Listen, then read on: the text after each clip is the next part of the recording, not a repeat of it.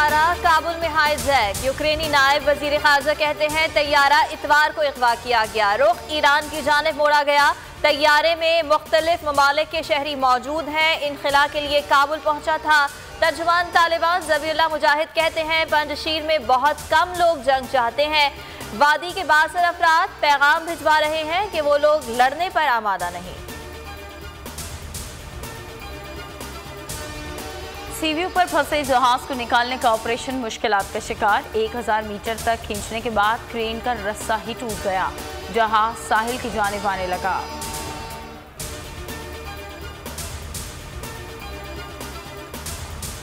Corona vaccine ना लगवाने वालों के खिलाफ बड़ा फैसला। 30 सितंबर के बाद दफातर में काम नहीं कर सकेंगे।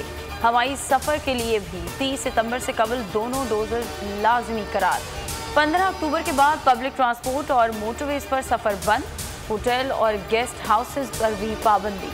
मुल्क में वबा की हलाकत खेजी जारी। मजीद 91 मरीज जान की बाजी हार गए। 4075 नए केसेस रिपोर्ट।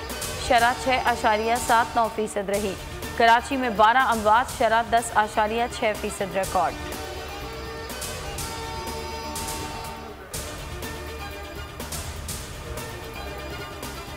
लाड़काना के बाद कराची में एड्स तेजी से फैलने लगा। 20 माह में 6768 केसेस का इंकिशाफ। जिला वस्ती सबसे ज्यादा मुतासिर। 2725 केस सामने आ गए। डेप्यूटी डायरेक्टर जनरल सिंध के मुताबिक सूबे में तकरीबन 80,000 HIV मरीज हैं। ख्वाजा सरा नशावर अफराद सबसे ज्यादा मुतासिर हैं।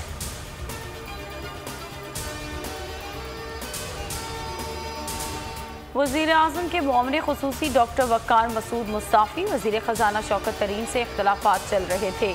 फैसले से वज़ीर आज़म हाउस को आगाह कर दिया गया।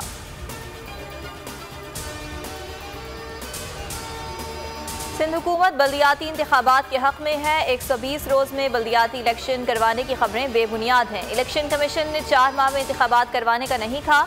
मुर्तज़ा वहाब कहते हैं मरदमशुमारी का मामला हल होने तक बल्दियाती इलेक्शन नहीं होने चाहिए।